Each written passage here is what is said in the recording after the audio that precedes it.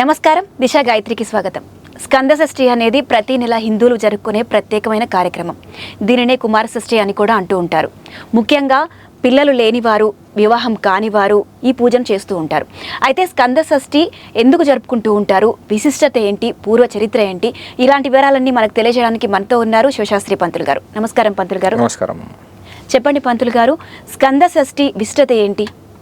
అమ్మ, ఇది స్కంద షష్ఠి అంటే, షష్ఠి అంటే మనకు ముఖ్యంగా సుబ్రహ్మణ్య స్వామికి సంబంధించింది. 6 అనే సంఖ్య ఏదైతే ఉంటుందో ఆ సంఖ్య అనేది కూడా మొత్తానికి ఈ యొక్క సుబ్రహ్మణ్య స్వామికి చాలా ఇష్టమైన సంఖ్యగా మనం భావించుకుంటూ ఉంటాము. కాబట్టి స్కంద షష్ఠి అంటే మనకు సుబ్రహ్మణ్య స్వామికి సంబంధించింది. అదేవిధంగా మనం ఏంటంటే సుబ్రహ్మణ్య షష్ఠి అంటాము, స్కంద షష్ఠి అంటాము. అదేవిధంగా వేరే దగ్గర చూసుకున్నట్లయితే మనకు మురుగన్ అని చెప్పేసి అంటారు. సో ఈ షష్ఠి అనేది ముఖ్యంగా సుబ్రహ్మణ్య స్వామికి సంబంధించింది మాత్రమే. ఈ సుబ్రహ్మణ్య షష్ఠికి పూర్వ చరిత్ర ఏమైనా ఉందంటారా? అమ్మ, పూర్వకాలము శూరపద్మ అనే ఒక రాక్షసుడు ఉండేవాడు. మరి ఆ యొక్క రాక్షసుడు అన్ని కోరికలు, ప్రతి ఒక్క కోరిక కోరుకొని ఘోరంగా తపస్సు చేసి ఆ యొక్క దేవుళ్ళ దగ్గర నుంచి అన్ని వరాలు పొందడం జరిగింది. అన్ని వరాలు పొంది ఎంతో శక్తివంతంగా తయారయ్యాడు. అతను ఏంటంటే దేవతలతోనే యుద్ధానికి వెళ్ళి ఆ యొక్క దేవతలను కూడా ఓడించి ఆ యొక్క స్వర్గాన్ని కూడా ఆక్రమించేంత వరకు వెళ్ళిపోయాడు. అయితే అందరు దేవతలు కూడా ఆ యొక్క బ్రహ్మ, విష్ణు, మహేశ్వరుల దగ్గరికి వెళ్ళి మరి జరిగేది ఈ విధంగా ఉంది ప్రభు, మరి ఇందు నుంచి మమ్మల్ని బయటపడేసే మార్గం ఏదైనా ఉందా అని చెప్పేసి వేడుకున్నప్పుడు ఆ యొక్క శివపార్వతులు ఏం చేస్తారంటే, కుమారస్వామికి మరి నువ్వు వెళ్ళి ఆ యొక్క రాక్షసునితోని యుద్ధము చేసి ఓడించి మరి దేవతలకు మేలు చెయ్యు అని చెప్పేసి పంపిస్తారు. మరి ఆ యొక్క సుబ్రహ్మణ్య స్వామి ఆ యొక్క సేనతోని, దేవసేనతోని కలిసి వెళ్ళి మరి అక్కడ యుద్ధము చేసి, ఆ యొక్క యుద్ధం అనేది సుమారుగా 6 రోజులు నడుస్తుంది యుద్ధం అనేది. ఆ 6 అంటే మనకు షష్ఠి అంటాం.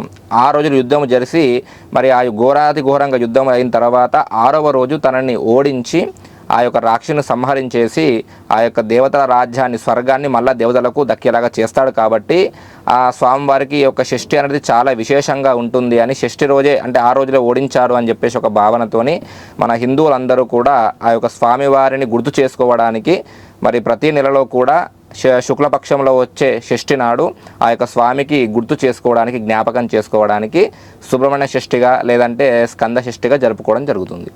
స్కంద షష్ఠి పూజా విధానం మరియు సామాగ్రి అంటే ఒకసారి చెప్తారా? అమ్మ, స్కంద షష్ఠి అంటే సుబ్రహ్మణ్య స్వామికి సంబంధించింది. సుబ్రహ్మణ్య స్వామి అంటే కుజునికి అధిపతి. నవగ్రహాలలో కుజుడు ఎవరైతే ఉంటారో ఆ యొక్క కుజగ్రహానికి అధిపతి సుబ్రహ్మణ్య స్వామి. సుబ్రహ్మణ్య స్వామికి ముఖ్యంగా ఏంటంటే ఎర్ర వస్త్రాలు, ఎర్రటి అన్నీ చాలా విశేషంగా జరుపుకోవాలి. పూజా విధానం ఏంటంటే మామూలుగా మనం ప్రతి పూజ చేసే విధంగానే షోడశోపచారం కానీ, పంచోపచారం కానీ, అదేవిధంగా చతుషష్టోపచారం కానీ చేసుకోవచ్చు.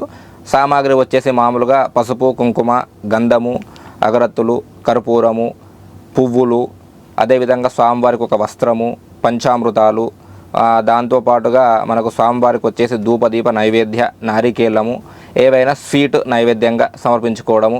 ఇవన్నీ కూడా మనం రోజు చేసే నిత్యావసర వస్తువులు, నిత్యావసరంగా మనం ఏదే విధంగా అయితే పూజ చేస్తామో అదేవిధంగా సుబ్రహ్మణ్య స్వామి కూడా పూజ చేసుకోవచ్చు. అయితే స్వామివారికి సమర్పించే నైవేద్యం ఏదైనా ప్రత్యేకంగా ఉంటుందంటారా? అమ్మ, స్వామివారికి వచ్చేసి ఇందాక మీకు చెప్పాను ఏంటంటే ఎర్రటి వస్తువులు చాలా ఇష్టం అని చెప్పేసి అన్నాను. అందులో భాగంగానే స్వామివారికి ముఖ్యంగా ఏంటంటే దానిమ్మ కానీ, అదేవిధంగా కాశ్మీర ఫలం అంటే యాపిల్స్, ఇవి లేదంటే మనకేంటంటే రెడ్ కలర్ ఆరెంజ్ పండు దొరుకుతాయి. అవి స్వామివారికి సమర్పణ చేసుకున్నా పర్వాలేదు. ఇక లేదు అనుకుంటే ఇంట్లో సిరా లాంటి, హల్వా లాంటిది స్వీట్ తీసుకువెళ్ళి పెట్టినా కానీ ఇబ్బంది ఏమి లేదు. పూజ జరుపుకునేప్పుడు ఎలాంటి నియమాలు పాటించాలి? అమ్మ, నియమం అన్నట్టు స్వామివారికి ఏంటంటే ముఖ్యంగా ఎవరైతే సుబ్రహ్మణ్య స్వామికి పూజ చేస్తారో వారు ముఖ్యంగా ఎర్రటి వస్త్రాలు ధరించాలి. వాళ్ళు స్త్రీలు కావచ్చు, పురుషులు కావచ్చు, ఎవరైనా కావచ్చు, కానీ ఎర్రటి వస్త్రాలు ధరించి స్వామివారి పూజ చేసుకున్నట్టయితే స్వామివారి యొక్క అనుగ్రహం చాలా బలంగా పడుతుంది. అదేవిధంగా ఎర్రటి వస్త్రాలు లేవు అని అనుకునేటప్పుడు ఏంటంటే మనం ఏ వస్త్రం వేసుకున్నా కానీ కనీసం ఒక ఎర్ర తవాలు కానీ ఏదో ఒకటి మనం మెడలో వేసుకొని స్వామివారి ఆరాధన చేస్తే చాలా మంచి ఫలితాలు వస్తాయి. సుబ్రహ్మణ్య షష్ఠి రోజు ఉపవాసం చేయవచ్చా లేదా పంతులు గారు? అమ్మ, ఉపవాసము అంటే చాలామంది కూడా మీకు ఇంతకుముందు కూడా దాంట్లో చెప్పినట్టున్నాను. ఉపవాసం అంటే చాలామంది అంటే ఏవి తీసుకోకుండా, ఆహారం తీసుకోకుండా ఉండడం అనుకుంటారా. చాలా పొరపాటు. ఉపవాసం అంటే భగవంతుడికి సమీపంగా ఉండడము, భగవంతుడి నామస్మరణ చేసుకోవడము. కాబట్టి ఉపవాసము చేయొచ్చా అంటే ఎవరి శక్తి వాళ్ళది. ఇప్పుడు ఏంటంటే మళ్ళీ అందులో ఇప్పుడు ఏంటంటే అందరూ కూడా బీపీలు, షుగర్లు అని చాలా ఉన్నాయి. కాబట్టి వారి యొక్క ఆరోగ్య పరిస్థితిని విషయంలో పెట్టుకొని ఎక్కువ ఇబ్బంది పడకుండా నేను ఖచ్చితంగా సాయంత్రం వరకు ఏమి తినకుండా ఉంటాను, ఏమి తాగకుండా ఉంటాను, నీళ్లు కానీ పాలు కానీ అని అనుకోకుండా వారి యొక్క ఆరోగ్య పరిస్థితిని విషయంలో పెట్టుకొని దానికి తగినట్టుగా మామూలుగా ఒక పూట మార్నింగ్ ఉదయం సమయంలో టిఫిన్ లాగా చేసుకొని మరలా మధ్యాహ్నం సమయంలో భోజనం చేయకుండా సాయంత్రం స్వామివారికి ప్రదోష కాలంలో పూజా విధానం చేసుకొని స్వామివారి యొక్క ప్రసాదాన్ని తీసుకొని ముందుగా తర్వాత వారు యథావిధిగా భోజనం చేసుకుంటే సరిపోతుంది. అయితే స్కంద షష్ఠిని ఈ 2 తెలుగు రాష్ట్రాల్లోనే కాకుండా ఇతర రాష్ట్రాల్లో ఇతర దేశాల్లో కూడా జరుపుకుంటారు. అయితే అక్కడ నియమాలు ఎలా ఉంటాయి? అమ్మ, స్వామివారి పూజ కేవలం స్కందషష్ఠి అనే కాదు, ఎలాంటి పూజ చూసుకున్నా కానీ మనకేంటంటే ఒక్కొక్క ప్రాంత ఆచారం ఒక్కోలాగా ఉంటుంది. ఇప్పుడు ఉదాహరణ ఏంటంటే మన దిక్కు మన తెలంగాణ ఆంధ్ర వచ్చేసరికి ఏంటంటే స్వామివారికి ఎర్రటి వస్త్రాలు ధరించుకొని పూజ చేసుకోవడము, ఎర్రటి పూలు సమర్పణ చేసుకోవడము అవన్నీ కూడా చేస్తూ ఉంటాం. అదేవిధంగా వేరే రాష్ట్రానికి వెళ్ళినట్టయితే ఇప్పుడు ఉదాహరణ మనం తమిళనాడు కూడా వెళ్ళామనుకోండి, అక్కడ స్వామివారికి తెల్లటి వస్త్రాలతోనే పూజ చేస్తారు.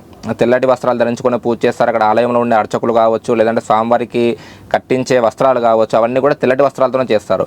పూజా విధానం అనేది ఎక్కడికి వెళ్ళినా అదే విధంగా ఉంటుంది. పూజా విధానంలో ఎలాంటి మార్పులు అనేవి ఉండవు. కాకపోతే ఏంటంటే కేవలము ప్రాంతాన్ని బట్టి ఆచారాలు మారుతూ ఉంటాయి. వస్త్రాలంకరణ ప్రకారంగా కావచ్చు, లేదంటే మనము వేసుకునే అలంకరణ కావచ్చు, స్వామివారికి చేసే పూజా విధానం కావచ్చు, ఏంటంటే ఆచారాన్ని బట్టి కొన్ని వెనక ముందుగా జరుగుతూ ఉంటాయి తప్ప ఎక్కడికి వెళ్ళినా ఏ దేశంలో అయినా ఏ రాష్ట్రంలో అయినా కానీ అదే విధంగా ఉంటుంది. అయితే సుబ్రహ్మణ్య షష్ఠి రోజు స్వామివారినే కాకుండా స్వామివారి చేతిలో ఉన్న ఆయుధానికి కూడా ప్రత్యేకంగా పూజలు చేస్తూ ఉంటారు. ఎందుకని అంటమ్మ, మనకు శాస్త్రం ప్రకారంగా చూసుకున్నట్లయితే చాలా రకాల కథనాలు ఉన్నాయి. అందులో ఒకటి ఏంటంటే స్వామివారు జన్మించిన తర్వాత మనకు తారకాసురుడు అనే ఒక రాక్షసుని సంహారం చేయడానికి వెళ్ళినప్పుడు తను ఎంతో భయపడతా ఉంటాడు. అప్పటికి స్వామివారు చాలా చిన్న బాలుడు. నా వయసుకో నేను యుద్ధం చేయడం ఏంటి అంత పెద్ద రాక్షసునితో అని చెప్పేసి బాధపడతా ఉంటే పార్వతీదేవి తన శక్తిని మొత్తం కూడా ఒక ఆయుధంలా చేసి ఆ యొక్క ఆయుధాన్ని స్వామివారికి ఇస్తుంది. ఈ ఆయుధం నీ దగ్గర పెట్టుకొని యుద్ధానికి వెళ్ళు, నీకు తిరుగుండదు అని చెప్పేసి పంపిస్తుంది. మనం ఇప్పటికి కూడా ఎక్కడ సుబ్రహ్మణ్య స్వామి గుళ్ళలో ఏ ఆలయానికి వెళ్ళినా కానీ ఖచ్చితంగా ఆయుధం ఉంటుంది. చిన్నదా లేదంటే పెద్దదా అని ఏదో ఒక రకంగా ఆ యొక్క ఆయుధం అయితే ఉంటుంది. ఆ యొక్క ఆయుధాన్ని పూజ చేసినా కానీ స్వామివారి యొక్క అనుగ్రహం చాలా కలుగుతుంది అని చెప్పేసి భక్తుల యొక్క ప్రగాఢ నమ్మకం. కాబట్టి అందరూ కూడా ఆయుధాన్ని కూడా విశేషంగా పూజ చేయడం జరుగుతుంది. అయితే ముఖ్యంగా పిల్లలు లేనివారు, సంతానం లేనివారు, వివాహం జరగని వారు, వీళ్ళు మాత్రమే ఎక్కువగా ఈ పూజను చేయడానికి కారణం ఏంటి? అమ్మ, ముఖ్యంగా జాతకంలో చూసుకున్నట్టయితే మనకేంటంటే స్వామివారికి పూజించడానికి మీరు ఇందాక అడిగాడు ఏంటంటే విశేషంగా వీళ్ళు మాత్రం ఎందుకు చేస్తారు అని అడిగారు.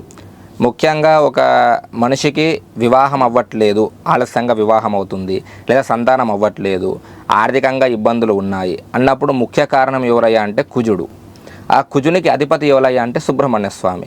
కాబట్టి వివాహం కాని వాళ్ళు, అదేవిధంగా సంతానం కాని వాళ్ళు, ఆర్థిక సమస్యలతో బాధపడేవాళ్ళు, ఆరోగ్య సమస్యలతో బాధపడేవాళ్ళు వీళ్ళు స్వామిని సుబ్రహ్మణ్య స్వామిని పూజించుకున్నట్టయితే ఆ సుబ్రహ్మణ్య స్వామి యొక్క అనుగ్రహము, అదేవిధంగా కుజగ్రహం యొక్క అనుగ్రహం పొందుతారు. అయితే అందులో కూడా ఏంటంటే అందరూ ఒకేలాగా పూజ చేస్తే కుదరదు. ఇప్పుడు ఎలాగంటే జ్వరం వచ్చినప్పుడు ఒక ట్యాబ్లెట్ ఉంటుంది, సర్దైనప్పుడు ఒక ట్యాబ్లెట్ ఉంటుంది. అదేవిధంగా ఈ సమస్యను బట్టి ఆ యొక్క భగవంతుని కూడా ఆరాధన చేసే విధానం అనేది మారుతూ ఉంటుంది. మీకు ఉదాహరణ చెప్తా వినండి. మీకు వివాహం కాని వాళ్ళు ఉన్నారు.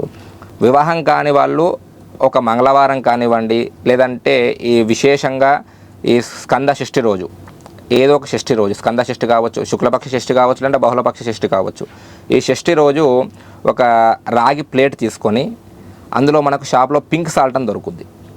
ఆ రాగి ప్లేట్లో పింక్ సాల్ట్ పోసేసి ఒక మట్టి ప్రమిద పెట్టేసి ఎర్రటి ఒత్తులు దొరుకుతాయి మనకు బయట. ఎర్రటి ఒత్తులు దొరుకుతాయి. కూడా ఎర్రటి ఒత్తులు లేని పక్షాన ఒకటి ఎర్ర రైకబట్ట తీసుకొని దాన్ని ఒత్తుల్లాగా చేసి ఆ ఎర్రటి ఒత్తులు వేసి 5 రకాల నూనె, ఏదైతే మనం నూనె వాడుతూ ఉంటామో దీపాన్ని వెలిగించే నూనె, ఆవాల నూనె, నువ్వుల నూనె ఏదైతే వాడుతూ ఉంటామో అలా మనకు 5 రకాల నూనె ఒకటే దగ్గర పోసి ఉదయం పూట స్వామివారం ముందు ఆ ప్లేట్లో పింక్ సాల్ట్ పోసి దానిపైన మట్టి ప్రమిద పెట్టి అందులో ఆ యొక్క 5 రకాల నూనె పోసి అందులో ఆ యొక్క ఎర్ర ఒత్తి వేసి వెలిగించి స్వామివారికి 6 ప్రదక్షిణలు చేసుకొని మనసులోని కోరిక చెప్పుకుంటూ 6 ప్రదక్షిణలు చేసుకొని నమస్కారం చేసుకొని ఇంటికి వచ్చినట్టయితే వివాహమయ్యే అవకాశాలు చాలా మట్టుకు ఉన్నాయి. ఇది కేవలం ఏంటంటే వివాహానికి సంబంధించింది. అదేవిధంగా సంతానానికి సంబంధించినది కూడా వేరే విధంగా ఉంటుంది. సంతానానికి సంబంధించిన విషయం ఏంటంటే మామూలుగా ఎర్ర బట్టలు కట్టుకోవాలి. ఈవెన్ వివాహం అయ్యేవాళ్ళు కానీ సంతానం అయ్యేవాళ్ళు కానీ ఖచ్చితంగా ధరించవలసిన వస్త్రాలు ఏమిటయ్యా అంటే కేవలం ఎర్ర వస్త్రాలు మాత్రమే ధరించాలి. సంతానము కాని వాళ్ళు, వివాహమై చాలా సంవత్సరాలు అయింది కానీ సంతానం అవ్వట్లేదని బాధపడే వాళ్ళు ఎర్రటి వస్త్రాలు ధరించుకొని స్వామివారికి ఒకటి ఎర్రటి క్లాత్, అదే టవాల్ కావచ్చు, విగ్రహం యొక్క సైజును బట్టి ఆ క్లాత్ తీసుకువెళ్ళి స్వామివారికి అభిషేకం చేసి ఎర్రటి పూలు మాత్రమే పెట్టాలి. వేరే పూలు సుబ్రహ్మణ్య స్వామికి పనికి రావు.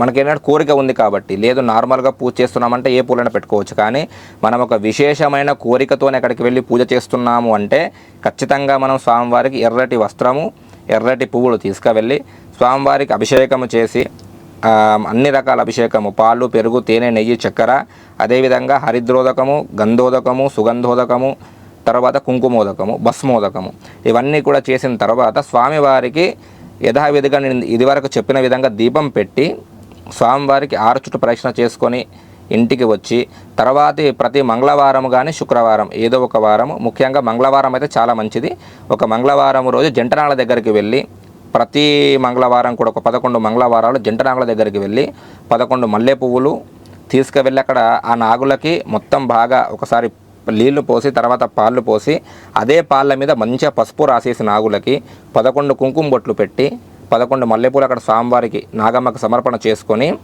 అగరబత్తులు ముట్టించి స్వామివారికి అక్కడ నాగదేవతకి మనకు అగరబత్తులు చూపించి నారికేల నైవేద్యం పెట్టిన తర్వాత 11 చుట్లు తిరిగి ఇంటికి వచ్చినట్టయితే ఇలా 11 మంగళవారాలు చేస్తే వారికి సంతానమయ్యే అవకాశం కూడా అధికంగా ఉంటుంది. అయితే ఇప్పుడు సుబ్రహ్మణ్య షష్ఠి అనుకున్నాము, మీరు చెప్తుందేమో నాగదేవతకి పూజ చేయమని చెప్పి, నాగదేవతకి సుబ్రహ్మణ్య షష్ఠికి సంబంధం ఏంటి చెప్తాను వినండి. సుబ్రహ్మణ్య స్వామి అంటే మనం ఇలా సుబ్రహ్మణ్య స్వామి ఒక అవతారం 2 రకాలుగా ఉంటుంది. ఒకటి ఏంటంటే ఒక రూపంలో ఉంటుంది, ఒక మనిషి రూపంలో, ఒక దేవ రూపంలో స్వామివారి యొక్క అవతారం ఉంటుంది. అదేవిధంగా జంటనాగులు ఉంటాయి. జంటనాగులు అంటే 2 నాగులు తిరిగి వచ్చేసి 2 పైన 2 మూతులు కూడా ఇట్లా ఒక దగ్గర పెట్టి ఉంటాయి. అది కూడా సుబ్రహ్మణ్య స్వామి యొక్క ప్రతీకనే. సుబ్రహ్మణ్య స్వామి అంటే కేవలం రూపం ఒకటే కాదు, సుబ్రహ్మణ్య స్వామి యొక్క అంశ అనేది ఈ యొక్క నాగదేవతలో కూడా ఉంటుంది. కాబట్టి నేను అందుకే జంట నాగులను స్పెషల్గా మీకు అందులో మెన్షన్ చేశాను. జంట నాగులు అంటే సుబ్రహ్మణ్య స్వామి యొక్క అంశగా భావిస్తాము. కాబట్టి ఆ యొక్క స్వామికి మనం చేసుకున్నా కానీ, జంట నాగులకు చేసుకున్నా కానీ స్వామివారికి చేసినంత ఫలితం వస్తుంది. అయితే ఎవరైతే ఈ పిల్లలు పుట్టని వారు, సంతానం లేని వారు, వివాహం కాని వారు, ఇది పూజలాగా ఒక్కరోజు చేసుకోవాలా, లేకపోతే వ్రతం లాగా చేస్తూనే ఉండాలా? కొన్ని రోజులు అంటే ఈ నెల చేసిన వాళ్ళు మళ్ళీ వచ్చే నెల కూడా మళ్ళీ చేస్తూ ఉంటారు నెల. అయితే అమ్మ దీనికి ఏంటంటే వ్రతం లాగా చేయాలంటే నియమాలు అధికంగా ఉంటాయి. వ్రతంలాగా చేయాలంటే వ్రతం మొత్తం అయ్యేంత వరకు కూడా వారు బ్రహ్మచర్యం పాటించడము, తర్వాత ఏంటంటే బయట ఎక్కడ పడితే అక్కడికి వెళ్ళి తినకపోవడము, అవన్నీ కూడా నియమాలు పాటించాలి. ఇప్పుడు ఉన్న పరిస్థితిలో చూసుకున్నట్టయితే ఆ నియమాలు మనం పాటించలేము, అవి జరగని పని. కాబట్టి ఏంటంటే ఎక్కువ ఇబ్బంది పడకుండా కేవలము ఒక్కరోజు, నెలకొచ్చే ఒక రోజు ఆ స్వామివారి యొక్క నామాన్ని స్మరించుకుంటూ ఉపవాసం ఉండి ఆ స్వామివారి యొక్క పూజా విధానం ఇందాక తెలిపినట్టుగా చేసుకుంటూ ఉంటే సరిపోతుంది. మరీ సంవత్సరం మొత్తం ప్రతి నెల చేయాలి అని చెప్పేసి ఉపవాసాలు అవన్నీ పెట్టుకోవడం ఏం అవసరం లేదు. భక్తితోని ఒక్కరోజు చేసినా సరిపోతుంది. రోజు చేయాలని ఏం లేదు. రోజు చేసుకుంటూ భక్తి ఎక్కడో పెట్టేసి రోజు చేసినా ఇబ్బంది, దానివల్ల ఉపయోగం ఏమి ఉండదు. కానీ భక్తితోని ఒక్కరోజు చేసినా కానీ అదే ఫలితం వస్తుంది. సుబ్రహ్మణ్య షష్ఠి రోజు ప్రత్యేకంగా పఠించాల్సిన మంత్రం ఏమైనా ఉందా గురుగారు? సుబ్రహ్మణ్య స్వామికి మంత్రం అంటమ్మా మనకు కవచం ఉంటుంది, సుబ్రహ్మణ్య కవచం అని చెప్పేసి ఉంటుంది. అది మీకు పీడిఎఫ్స్లో దొరుకుతుంది. అది ఆ కవచాన్ని మీరు స్వామివారి పూజ మొత్తం అయిన తర్వాత స్వామివారి ముందు కూర్చొని ఒక్కసారి ఆ కవచాన్ని పఠించుకుంటే మనకేమవుతుందంటే సుబ్రహ్మణ్య స్వామి కవచం కావచ్చు, సుబ్రహ్మణ్య స్వామి అష్టకం కావచ్చు, 2 కూడా మనకు లభిస్తాయి. అవి చేసుకున్నట్టయితే ఏమవుతుందంటే కవచం చేసుకున్నట్టయితే మనకు స్వామివారు ఎల్లవేళలా కూడా మనకు రక్షణగా ఉంటారు. కవచం అంటేనే రక్షణ అన్నమాట. కాబట్టి మనకు స్వామివారికి రక్షణగా ఉండి మన యొక్క పనులన్నీ కూడా ముందుకు వెళ్ళేలాగా చేస్తారు. అష్టకం పఠించినట్టయితే స్వామివారు మనతో పాటు ఉండి ఎల్లవేళలా మనకు రక్షణ కల్పించి మన మనసులోని కోరిక ఏదైతే ఉంటుందో దాన్ని కూడా నెరవేర్చడం జరుగుతుంది. సుబ్రహ్మణ్యేశ్వర స్వామి షష్ఠి గురించి చాలా చక్కగా వివరించారు గురుగారు. నమస్కారం. నమస్కారం. లోక సమస్త సుఖినో భవంతు.